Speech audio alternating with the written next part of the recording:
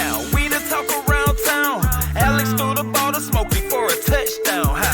It's fourth down and you don't really want no more. We've been winning from the door. You should check the scoreboard. Ha. Check the scoreboard. Welcome back to another episode of the Scoreboard. It is finally time to hop into the UFL. First ever year, first ever week. The conglomerate between the USFL and XFL from last year. A lot of, still just 8 teams. A lot of teams have been left by the wayside. But maybe we're seeing the best of both worlds in the UFL. Smokey, how are you doing? Oh, I am good. I am better than... I can't really pick out a team from the UFL yet. But I will say the Minnesota Vikings, since they lost their star quarterback. And it was kind of a mutual agreement, obviously. And he's headed to Atlanta, which is good for Atlanta in the long run. It's not exciting. It's not flashy. But here it is. He will be stable and hopefully get the Falcons to the playoffs. I don't expect to win a Super Bowl with Kirk Cousins, but we could make the playoffs, and, that's a lot better than we were doing, so I'll take that. And Minnesota is left with not a lot outside of Justin Jefferson now. I don't know what they're going to do there. I bet their fans are really feeling it. Like, they're just lost in the dark at this point in time. Like, what are we going to do? Hopefully their draft goes well, because other than that, they don't have a lot going for them right now. But I am good. How are you, Alex? I'm good. Vikings picked up Aaron Jones from the division rival Packers, so that's one big one. And Justin Jefferson, though, he might not be there. Last I heard, he declined a $30 million a year offer because he really wanted to play with Kirk Cousins. He did not want his quarterback to go. Well, come on down. We're ready. I'm sure you'd love him in Atlanta. Yeah. I don't know if the money's there for that. That's 2 big signings, but it is. You have to trade a lot of money as well. So trade a lot of probably draft capital for him as well. But most of our skill position players are on the rookie contract, so that is true. I'm sure they can work something out. I don't know about $30 million a year, but something. Or did you say $30 million overall? I think $30 million a year. That's what I read. That's tough for a receiver. That is probably a lot of money. Probably not going to get that anywhere. Nah. But hey, if you want 10, 12, come on down to Atlanta. But yeah, if you want the next Julio, right? It's been a few years. Yeah, absolutely. No, but I like the Cousins trade. No, it's not exciting, but I'm bullish on the Falcons for this next year. They are justifiably favorites to win the division, and I think you'd be happy to hear that. Well, yeah. Bucks still are looking good, obviously. They've been just fine, but I don't see the Saints or Panthers making any big waves. So yeah, I'm good with the Falcons making that trade. Pick defense, solidify the defense. You got a new head coach. You don't want a rookie quarterback with that. Draft the next guy 2 to 3 years down the line, and in the meantime, build a good roster for him to inherit. That's how you make sure a quarterback succeeds.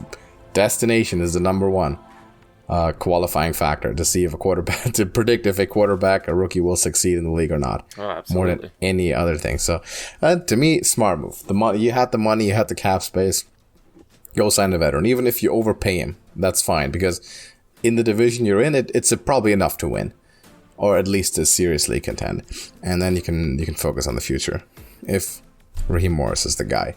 In the long run. Hope so. But we're here to talk about the UFL. Yeah, we'll see. Talk about the UFL.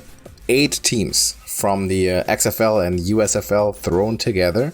And they had this reshuffling draft to hopefully even out the leagues. I don't know if there was much evening out to do. A lot of the old roster does remain, but there's a good chunk of players that has changed sides. And one thing that's difficult for both of us here is we have to pick favorite teams, right? Because what's watching sports without having a favorite team? So we're facing different challenges here. For you, it is that all your favorite teams are not in this league, right? The Stars aren't in the league. Yeah. What even was your team in the XFL? Originally, it was the Vipers. And the Vipers. Yeah. I guess I tried to go to Las Vegas with them from Tampa Bay. I was like, yeah, let's see what they do out in Las Vegas, and that was a complete disaster. That team was doomed from the start. So I kind of adopted the Maulers and the Stars. I guess the Stars was my original Stars USFL team. Yeah. But none of them are left. Yeah, as far as the XFL, it kind of all went down the toilet. Though some of my favorite spring league quarterbacks are in here, so I'm happy to see that, and I'll probably pick one of the teams that they play for. Yeah, that's fair. And for me, opposite problem. I've been a long-term fan, I want to say founding member of the St. Louis Battlehawks fan club. But I mean, back to the original, like 2020 XFL, I was a Battlehawks fan. But the same is also true for the Birmingham Stallions. This is a team that has even more history if you consider the original USFL. Plus, that team is, or at least was, very good. They were very fun to watch, and I love the way they play offense. So watching the Stallions games was probably my favorite part of all of Spring League. So for me, I have to make a tough decision here because you can't root for two teams evenly, right? Either way, whichever one I'm picking, I'm still gonna like the other team, but I can't be a fan where I get to pick two teams. That's not how it works. So I need one. Tough decision. I'll keep thinking about it. Do you already have your mind made up? No, I really don't. And I disagree with the thing about having two teams, because you can have your main team and then you have your adopted team. Like, I always have that. And the second team always alters for me. Like in the NFL, it was the Buffalo Bills for the longest. And each year I come across one team that I grow affectionate for, like the Giants a couple years ago. And I can't even think of who I really adopted. You can take a bandwagon, but it's not the same, though. Like, if I'm a main fan of the Battlehawks and the Stallions, that can't keep going. I can keep sympathetic with one of them, but I have to pick one to be my team. All right. Well, I am going to go ahead and adopt the Arlington Renegades because Luis Perez is at QB, and they don't have a bad roster overall, and they have one of the best coaches of all time in college football, and he has won a championship in a spring league before, so I will be taking the Arlington Renegades. Kind of wanted the Memphis Showboats, so that's going to be my affectionate team for the season, but I will stand behind the Arlington Renegades. All right. Man.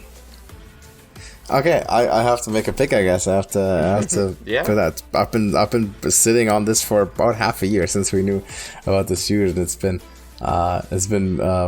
brewing inside me. I'm going with the Birmingham Stallions. Of course. I'm gonna go with the most exciting team to watch.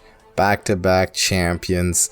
No Alex Magoo, very unfortunate. That's the advantage the Battlehawks have, is AJ McCarron came back. The NFL caliber quarterback comes back to the league. Didn't happen for the Stallions, but the Stallions do have former great Jamar Smith, who's still on the roster, and they have added Matt Corral, former NFL second round pick, I believe. Personally, I think he was my number one quarterback in that draft, and to me, never got the chance in the NFL that he should have. I would not be surprised if he ended up being the starter sooner than later with the Stallions in the UFL. I still think things are looking up for the Stallions. I think it still should be going into this year. Skip Holtz is still the coach. A lot of the big impact players like Jay Sternberg are still there. I think they should still go into this year being one of the favorites to win the title yet again. And a three-peat would be amazing, especially in different leagues. I'm going with the Stallions. I still like the Battlehawks, but gotta keep with the Stallions. Gotta follow the heart. So that's what I'm pledging my allegiance to Birmingham. Renegades. You got the Renegades, right? How interesting. Yeah. Because guess what? Our first game of this season is going to be. Yeah. March 30th. Man. The long overdue Spring League Bowl from last year's XFL champion, last year's USFL champion. Stallions at the Renegades to kick off the new league. Couldn't come any better. Oh, no. What do you think about this? This is the perfect matchup for week one right here to kick off the entire season. They know that. That's why they made this matchup. This is perfect right here. I really feel bad about what I'm about to pick right here. if that gives you any indication, because I just put my allegiance behind these guys, and I think they're going to do well throughout the season. Luis Perez and also Lindsey Scott is a very capable quarterback sitting behind Luis Perez. You got to think Luis Perez is going to get the start here. I don't think they've named any starters that I've heard from any team yet, but we got Davion Smith at running back, another big name. Marquette King at punter. You can't count out Marquette King. Yeah. Not that he's going to be detrimental to winning at all this season, but it's always fun to see Marquette King out there, right? Tyler Vaughn's probably the star wide receiver there. Juwan Maningo is also there. That is a small school guy that actually could end up being something in this league. He came from Delaware Valley University. If you don't know where that is, that's fine, because no one else does either. But I think he could be something. You got a couple Alabama players on there, Chris Owens, and I'm just looking over the roster. Like, it is a great roster compared to a lot of guys. Caleb Van Der Esch is back this season. Brother of Layton. I think I did that last year too. I called him Clayton. I think so. Yeah. I think so. But yeah, Luis Perez is going to be the star there, no doubt about it. On the other side, the Birmingham Stallions are the two-time USFL champions. You can't go against them at all. Jamar Smith, and you mentioned Matt Corral. Also, Adrian Martinez. Don't count him out as actually being the Week 1 starter, because that is very possible at this point. C.J. Marable has been a great running back in the spring leagues for the past 2 to 3 seasons. Victor Bolden, Amari Rogers, Jay Sternberger, Jesus Christ. Well, how does this team keep getting loaded with all the stars? It doesn't make any sense. Skip Holtz has to be paying somebody off for this. I don't understand. Every single season that the Stallions play, they have all the stars somehow. This is supposed to be a fair draft, right? But yeah, I guess you get your favored players because they played for you before, so those guys get to come back. But Jesus, man, the Stallions are just always loaded. That's why I cannot go against the Stallions right here. I want the Renegades to win. That's going to be my team. I want them to win, and I want Luis Perez to be great. But it's the Stallions, and they have too many stars on this team, so I will be picking the Birmingham Stallions to win Week 1. Yeah, Scooby Wright also back. Yeah. I remember how last year I said the Stallions probably have the 2 best quarterbacks in the league on the roster? Mm-hmm. Maybe 30. I'm not so sure they don't again. Yeah. Even with Alex Magoo gone. Yeah. And you even mentioned Adrian Martinez. Yeah. He was a standout at Nebraska for a long time. He was good at Kansas State. Mm-hmm. Yeah, he might get some playing time too. Like, Matt Corral's a pro. Jesus. Jamar Smith has shown to be great in this league. And Matt Corral was great at Ole Miss. That was a great quarterback. Lane Kiffin got him firing on all cylinders. And, man, I'm still surprised he didn't make it in the NFL. He went to the Carolina Panthers a few years back and never got to start because of injuries or whatnot. But once he takes over, there may be no turning back for him in this league. But yeah.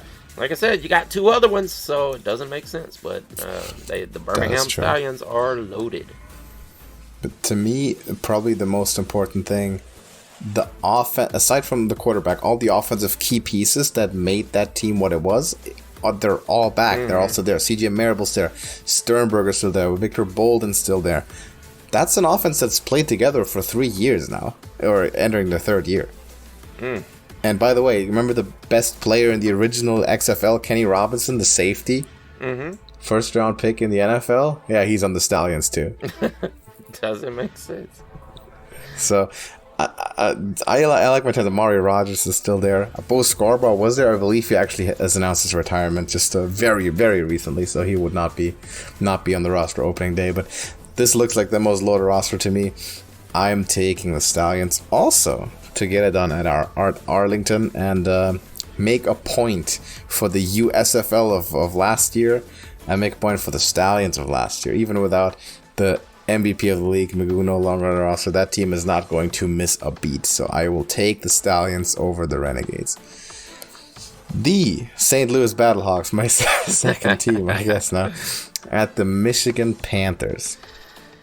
Yeah, Manny Wilkins is probably going to... I'm kind of wishing the throwing Samoan was out there. Don't know where he's at these days, but I am not seeing him on the roster. So, yeah. Steven Mitchell is there. That was a USC guy. Pretty decent. He has a chance to start also, but I'm guessing it's going to be Manny Wilkins. Oh, Brandon Silvers is on there. Never mind. I'm going with Brandon Silvers to start. I'm assuming he gets the start. He was great last season. But yeah, Max Borghi is back at running back. Pretty good name there. Running back Hakeem Butler. Oh man, this team has the two best wide receivers of all of last season spring football. Hakeem Butler and Ja'Cour Pearson. Both of those were all, they were all, what was it, XFL, right? All XFL? I can't even remember which league these guys played for right offhand anymore. Last season seems like a blur at this point. But Ja'Cour Pearson is on the IR, so he won't be out there, but Hakeem Butler can handle it all together. Anthony Bitched. Don't say that one too fast. Anthony Bitched has this team looking in good shape outside of quarterback, I'm guessing. The Michigan Panthers, they had a good run at the end of last season. Not a lot of names outside of Jordan Sewell. Oh, never mind. Corey Coleman is on the list. Corey Coleman was one of the top 5 players in all of spring league football last season. Matt Colburn at running back. Mike Nolan. It doesn't look like he has a bad lineup here. But it is the Battlehawks, and they've been great the past few years. Wish Jordan Ta'amu was out there, like I said, but still going to stick with them, and whichever quarterback they decide to throw out there to start. St. Louis Battlehawks for week 1.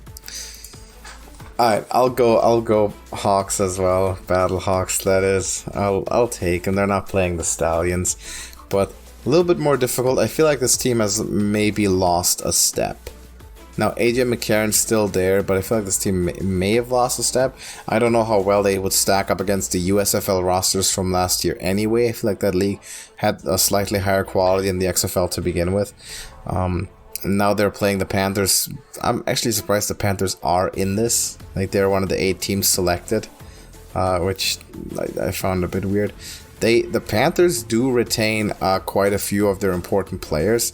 The defensive guys, remember, they had an amazing defense last year. Breland Speaks, who somehow did not make in the NFL. Frank Ginda didn't make in the NFL. Back on the roster. I am slightly disappointed no Jordan Ta'amu for the Battlehawks, but AJ McCarron is doing a great job. Just don't like to see him with the defenders, but that's a different story. I will take the Battlehawks as well. I think they've been the more established team, though I have a very hard time really guessing XFL, USFL.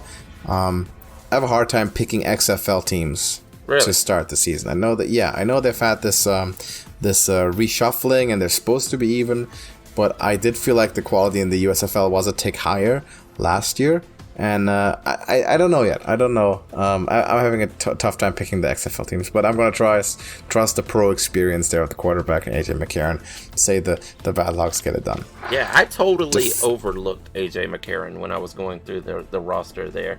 He probably won't be Manny Wilkins then. I'm guessing AJ McCarron is going to get the start. I think McCarron will start. Like, he once again left the NFL for a second time to return to the UFL, so he could be a starter. He was probably promised a starting role and pretty good pay as well. I wouldn't expect him to go any other way. Defenders and the Brahmas. All right. You know what? I think I wrote down. That's how I overlooked AJ McCarron. I wrote down Manny Wilkins for the wrong team. Actually, Manny Wilkins is on the DC Defenders. That's why I had it wrong there. So is Jordan Ta'amu. Yeah. So that makes more sense now. But yeah, Abram Smith is back at running back. Not a lot in the wide receiver department for the Defenders. This does not look like the same team they had last year.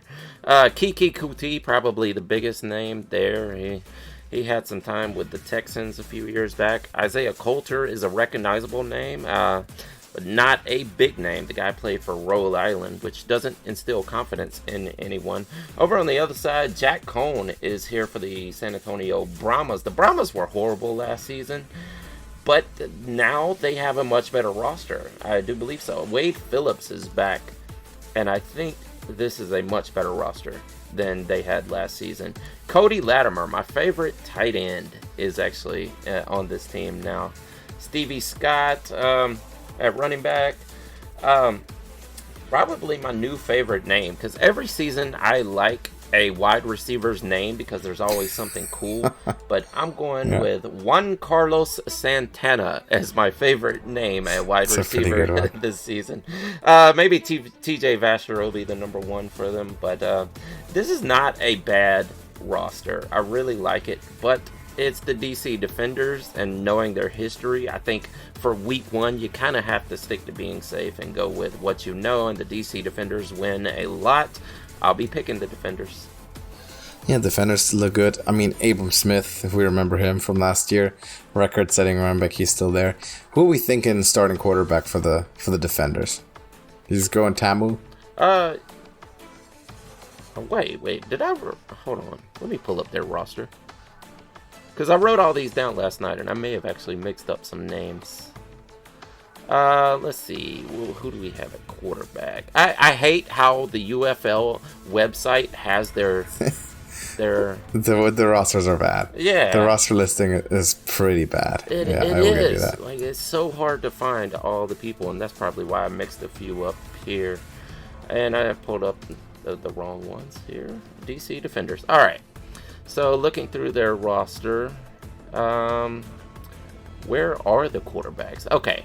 Jalen McClendon out of Baylor. Yep. DeAndre Francois, we know him. Yeah, DeAndre Francois. I thought he was going to come through last year. Didn't he play with De'Aaron King also? Or no. I think De'Aaron King was actually with Houston or whatever.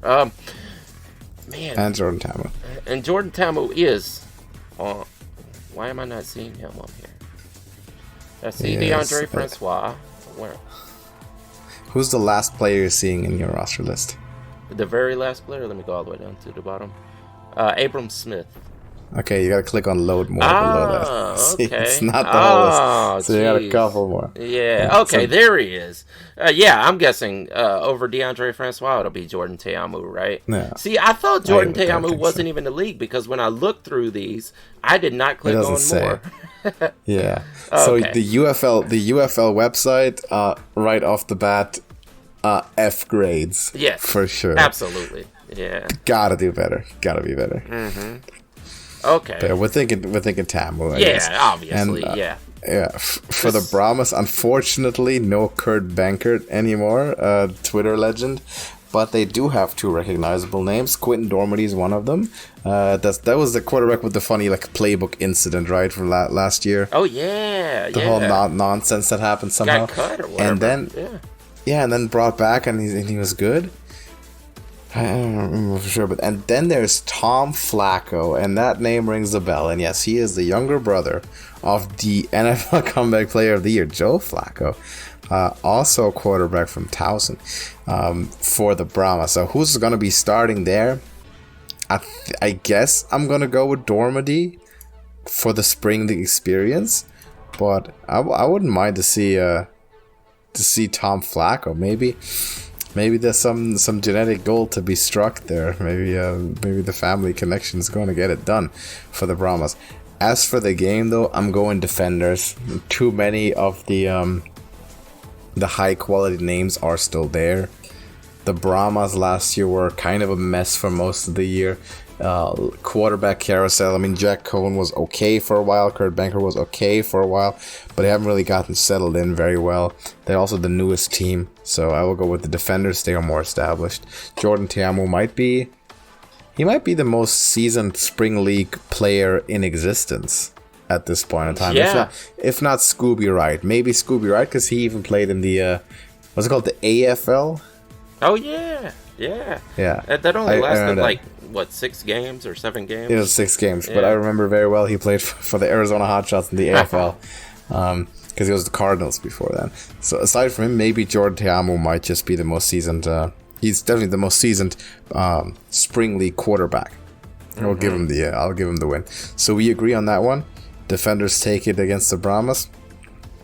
And then finally, the Memphis Showboats with your longtime favorite spring league quarterback Case Cookus at the Houston Roughnecks. Yeah, Case Cookus, former Stars quarterback. Former Star. He was wonderful with the Stars, absolutely.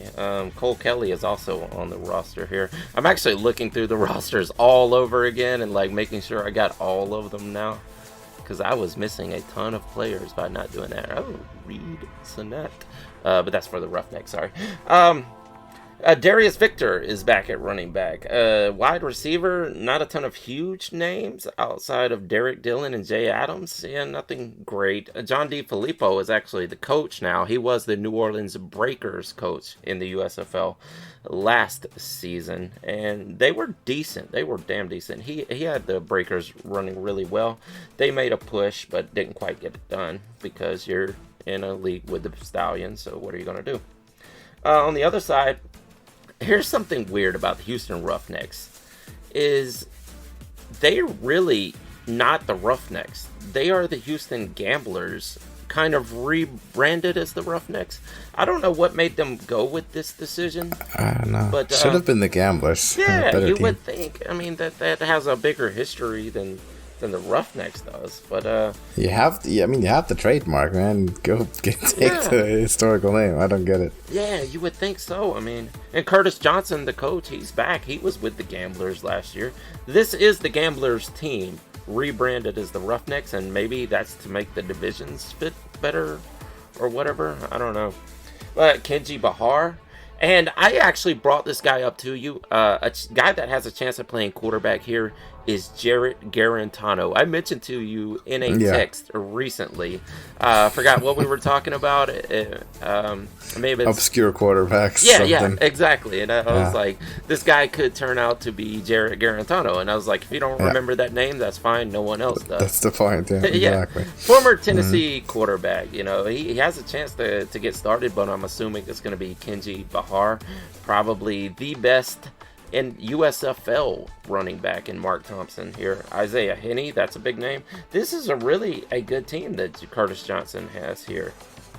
But I have to go with one of the best spring league quarterbacks that there has been over the past few seasons, and that is Case Cookus.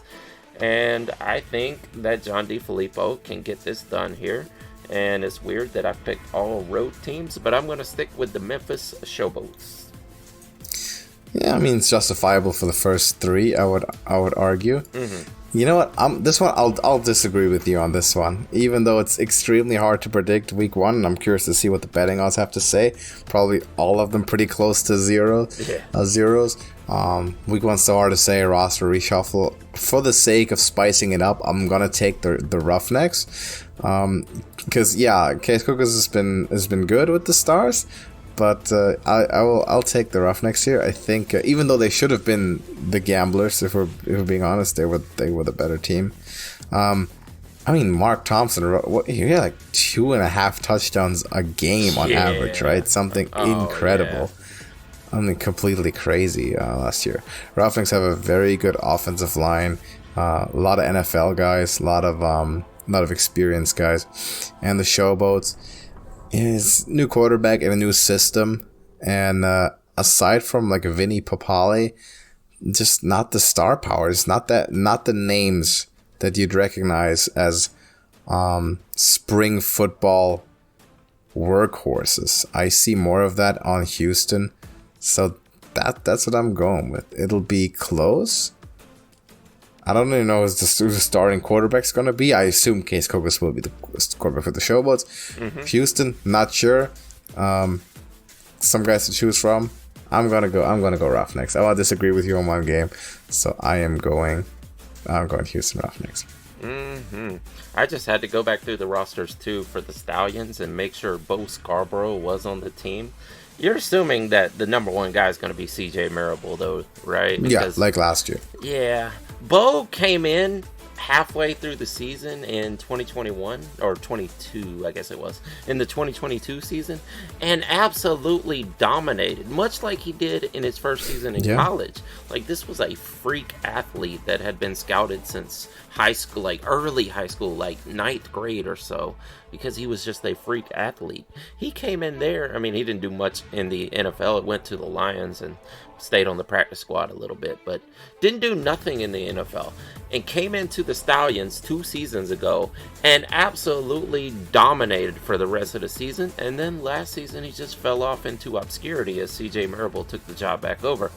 What happened to Bo Scarborough? I don't know. Burrow. You have any idea? I have no idea, man. He was great in college and then never really made it in the NFL. And I thought he would be an all-star in spring leagues for many years until he gets called back to the pros or to the NFL. It's never really happened. Yeah, man, it's kind of lost the starting spot, lost carries to Marable. And I don't know. I'm not sure. It's hard to say. Running back sometimes is mysterious. I can ask you about something. What happened to Todd Gurley? For Christ's sake, I don't know. Yeah, they just disappear one day, right? Yeah. What happened to David Johnson? He's just the offensive player of the year, and then he's gone. So running backs are an unpredictable lot. Yeah, they can't all be Derrick Henry or Frank Gore, I guess. Yeah. That's why those guys are so special. Yeah, absolutely. Aaron Jones, you mentioned him earlier, kind of went through the same thing. Although he had a decent run in the playoffs last season. But, he was absolutely... I think he'll still be good. I think this will be really good for the Vikings. You think so? Yeah, I think so. Yeah. I think there's a chance this is his last season. He just fades into obscurity at this point. I mean, with the running back is always a possibility. But he's going to be the clear starter in Minnesota. With the Packers, maybe, because they signed Josh Jacobs. He would have been like... He would have had a share of backfield with Jacobs. But now he's getting the starting role on the Vikings on a team that's probably going to rely on the run. With Sam Darnold at quarterback as a first-time starter again. Unless they also draft a rookie. I think Aaron Jones will be fine, but with running backs, you never know. Oh, I know. It really feels like any running back could just disappear. Josh Jacobs could disappear. He kind of did last season. Came the rushing leader 2 seasons ago, and then last season he just was not himself anymore. And he could return, but there is a huge chance that he doesn't return, and that was a wasted contract there. Man, it is. Running back crazy. is so weird. Yeah. I mean, look, I just opened the list of like NFL rushing leaders, right? Just there's guys who are like so recent, they just fall off a cliff. Yeah. Josh Jacobs, you mentioned. Okay, Jonathan Taylor, where's he at? Yeah. What's he doing? Yeah. Ezekiel Elliott, I don't know if he's in the league anymore. Kareem Hunt. Man, they fall off fast. Running backs fall off. So what was quick. that? 2018. That was 2017. Oh, that was his rookie season. Wow. They fall off so fast. Absolutely, and he's just sort of waiver wire fodder these days. Wow. Unbelievable. Yeah, you mentioned Todd Gurley, Josh Gordon, not Josh Gordon, the other Gordon. Melvin Gordon, yeah. Same draft class. Oh, yeah. It's crazy to think. Yeah, it's tough, man. It's tough. And plus they Devonta Smith. You know, they bring in these smaller guys these days, so maybe that has something to do with it. Remember when running backs were giant boulders? You know, maybe that's the longevity of Derrick Henry and whatnot. Derrick Henry, yeah. Could be. Josh Jacobs to a degree as well. Yeah, he's a decent bigger back. Yeah. Yeah, I mean, he's no Emmitt Smith or anything, but... No. Yeah. Damn. Oh, yeah. Yeah, I guess so. You never know with running backs. We'll have to wait and see. But CJ Marable, Mark Thompson, those are some seasoned spring league backs, and they're producing. Oh, and all these I expect them to keep producing. Yeah, all these teams have decent running backs, in my opinion. Matt Colburn, Darius Victor. Yeah, all these guys have stood out before. Abram Smith, yeah. Yeah, Darius Victor, yeah. They're looking. Stevie Scott, yeah. Looking for a lot. And what do you think about scores? Like, what do you think we're going to see? High scores, low scores week 1? Oh man, spring league. I'm guessing low scores right off the bat. That's what we've seen for the past few seasons, right? Has there been any season where week 1 was just high scoring for any of these leagues? I don't think so. Probably on average low, but sometimes there's also teams who just come out just blasting. Like, I could see, for example, the Stallions just come out putting up 30. Yeah. Just because the offense is in such a good rhythm. But normally, the rule of thumb is, especially at the start of a season, especially when teams have been reshuffled, defense reigns, because defense is just easier to install. A full defensive playbook, you can get that done in 2-3 months as a professional coach. Offensive playbook is no chance. You probably need 2 years for a full length offensive playbook. Yeah. Usually, defense has the advantage. You would think the DC Defenders, because they put up so many points last year, they probably put up more points than any other player in the league, maybe even rivaling the Birmingham Stallions last year. It didn't work out in the end, but their roster is depleted at this point. Like, this is not the same team anymore, so we may not see that this year. Yeah, maybe not. Their offense, I mean, Tamu's there, Abram Smith is there. Yeah, those two. I mean, but look at their wide receivers. You got Kiki Kuti and Isaiah Coulter. Yeah, I don't. At least a former NFL guy. Yeah, Kiki was. Yeah, what was he, a Clemson guy? I believe. Let me. Could be. He was with the Houston Texans. Yeah, he was. Yeah. Yeah. Well, you're not going to get much done playing behind Hopkins. I'll tell you that. Yeah, of course. That's Texas. You're limited. You're on a limited pitch count. That's right. He was at Texas Tech. He played with Patrick Mahomes. There we go. Yeah. Look at that. Oh yeah, I think that's what got him to the NFL, to tell you the truth, because there was those 80-yard bombs that Patrick Mahomes was throwing in college. Could be, but yeah, I think he should be carrying the load, right, in the XFL, UFL. He should be good. Yeah, he should be. Let's see how it works out. Mm-hmm. We have an exciting slate of games, so please let us know your predictions in the comments. Next week, we'll be able to talk about it a little more in depth when we know what happened. We can kind of estimate and see what these teams and coaches and the player quality is like. I'm definitely excited for it. I think we should be seeing the highest level of spring football we've seen since the original USFL, hopefully. This year, though some teams could be included that didn't, like the Gamblers probably, or the Roughnecks should have been included. Mm-hmm. We should be seeing, we've condensed the two leagues into all the best players are around, those that didn't go to the NFL. So wish they would have went with 12 teams though. Like leaving the Maulers out just feels wrong because of the rich history of that team. Same for the Gamblers, really. Yeah, well, absolutely. No one would have been mad if you went with the Gamblers instead of the Roughnecks. Or the Brahmas. yeah, definitely. Just replace the Brahmas with anyone. The Brahmas have absolutely no history. They could have went the way of the Vipers for sure. But The Rock, I'm sure, had a say in that. Is The Rock even still involved with this league? Like he's kind of doing wrestling again, right? Like he's going to Mania and stuff. Like he's showing up on WWE. I think they're keeping him around for his name recognition, though. I mean, he does have some kind of board position. I couldn't name the title right offhand, but he has some kind of board position in this league. But not as hands-on for sure. But I'm sure he was an owner of the XFL. I guess he had to be involved. Yeah, and I'm sure that they wanted his name in the mix somewhere for the name recognition, and he probably said, okay, if I'm going to do that, we have to have the Brahmins. Mm-hmm. Yes. Yeah. Guess couldn't help it, but we will see how the league works out. Let's hope there's going to be some stability over the years with this league, and it's definitely good for spring football. Maybe they'll expand if it turns out, a lot of good players. And the product is valuable, people watching it, then expand to 12, right? Expand to another division, or even 16 eventually. I'd love a 16 team spring. That would be the dream. Absolutely. Be amazing. Go back to how the old USFL did it. That would be fantastic. Can we get some of the old XFL names, like the Hitman and the Orlando Rage and teams like that? The XFL names from the 2000s? Yes. I want to see some of those come out. A lot of those are I love the old USFL names. Oh, yeah. There were some good ones there, too. The real classics. That would be great. Man, but the New Jersey Hitman? Like, we like, a lot of those names are not PC anymore. No, you can't do that. That's the thing. It doesn't work. It has to be child child friendly. Yeah, exactly. But still, it'd be cool. It'd be cool to see it. Yeah. I would love some of the old USFL names as well. Oh, but yes, please expand the league if it turns out well. I know we've called for that last year in both leagues. Mm-hmm. So let's this year let's just call for some stability. Let's hope that after this season nothing changes. No big rearrangement.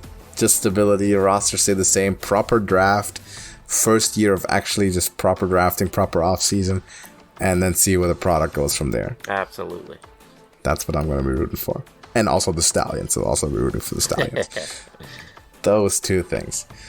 All right. Let us know your comments or your predictions for these 4 games in the comments. Your outlook on the new league finally kicking off. We certainly are excited. And we have spring football covered until mid-June, which is great. So thank you for watching. Drop us a like. And we're going to see you in the next one. Deuces.